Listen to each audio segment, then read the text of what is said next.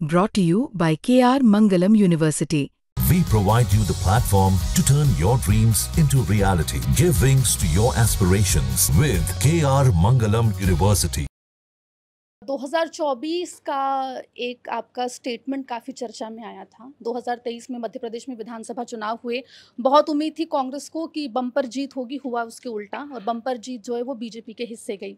एक चैनल को इंटरव्यू देते हुए आपने कई आरोप लगाए थे कमलनाथ के ऊपर और ये कहा था कि उनकी वजह से कांग्रेस को हार मिली है। कांग्रेस कार्यकर्ता कई जगहों पर प्रदर्शन चाह रहे थे और तमाम चीज़ें चाह रहे थे, लेकिन कमलनाथ ने वो होने नहीं दिया और बीजेपी से साठगांठ को लेके भी आपने वो आरोप उस इंटरव्यू के दौरान जो हमने सुना था उसमें आपने लगाए थे, जिसके बाद पार्टी ने आपको कारण बताओ नोटिस भी जारी किया था। उस पूरे प्रकरण पर आज आपका स्टैंड क्या है? देखिए, मेरा प्रकरण क्या था, मैंने क्या क्या कहा, वो मीडिया के बीच में रहा और उसके कुछ ही चंद महीनों के बाद आप ही के तमाम ब्रेकिंग न्यूज़ चली कि कमलनाथ जी बीजेपी में जाना चाह रहे हैं, वो चल पड़े हैं, गाड़ी में बैठ गए हैं।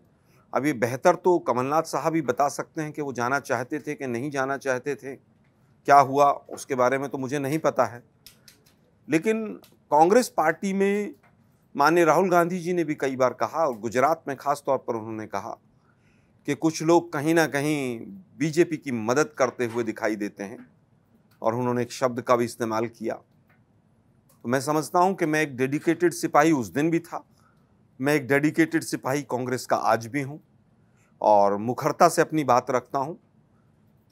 This party and this nation can't be run silently. अगर कोई अच्छी चीज़ है तो अच्छा भी कहना पड़ेगा, कहीं पर प्रश्न चिन्ह है तो उस पर प्रश्न चिन्ह भी लगाना पड़ेगा।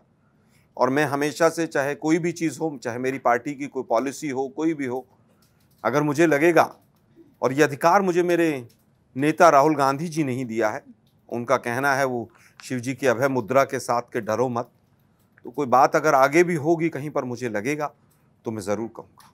तो क्या आपने ये बात पार्टी में भी रखी थी कि कमलनाथ जी वो वजह हैं जिसके चलते कांग्रेस को मध्य प्रदेश में हार मिली है?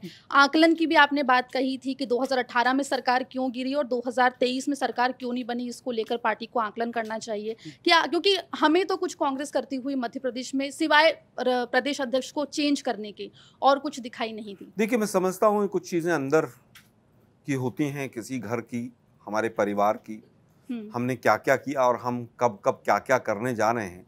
शायद ये मंच नहीं है कि मैं इस पर उन चीज़ों का खुलासा करूं, लेकिन कांग्रेस एक बहुत ही गंभीर पार्टी है और कांग्रेस पार्टी हमेशा से पार्टी के हितों को और किसी भी राज्य या देश के हितों को पहले रखती है, व्यक्ति बाद में रहता है। मुझे लगता है कि ये बंद कमरे की चीज़ें हैं, समय आएगा तो फिर कभी चर्चा करेंगे। जी, एक अंतिम सवाल, आपने ये भी कहा कि 2024 के लोकसभा चुनाव से पहले मीडिया में बिल्कुल ये खबरें थी कि कमलनाथ जो हैं वो बीजेपी ज्वाइन कर सकते हैं। आप कांग्रेस पार्टी से हैं, उसी पार्टी से हैं जिससे कमलनाथ आज भी बने हुए हैं। क्या वाकई में बीजेपी में जाने वाले थे कमलनाथ? क्या पार्टी में आला कमान को या बाकी लोगों को इस बारे में जानकारी थी? क्या उनको रोका गया या वो खुद रुक गए? देखिए, मेरे पास इस तरह की आंतरिक कोई जानकारी नहीं है। ब्रेकिंग न्यूज़ आप लोग चलाते हैं, सवाल मुझसे पूछते हैं। ब्रेकिंग न्यूज़ तो आप लोगों के पास थी, आप लोग मुझसे क्यों पूछते हैं? तो सवाल मुझे आपसे पूछना चाहिए कि भाई आपके पास इंफॉर्मेशन कहाँ से आई थी? आप कांग्रेस से हैं तो हम उम्मीद करते हैं कि आप नहीं, मेरे पास इंटरनल कोई इंफॉर्मेशन ऐसी नहीं थी कि वो उस समय पर जाने वाले थे या नहीं जाने वाले थे। जो बातें मैंने उस समय पर एक इंटरव्यू में कही, उनमें काफी तथ्य थे और मैंने तथ्य उस इंटरव्यू में रखे भी हैं।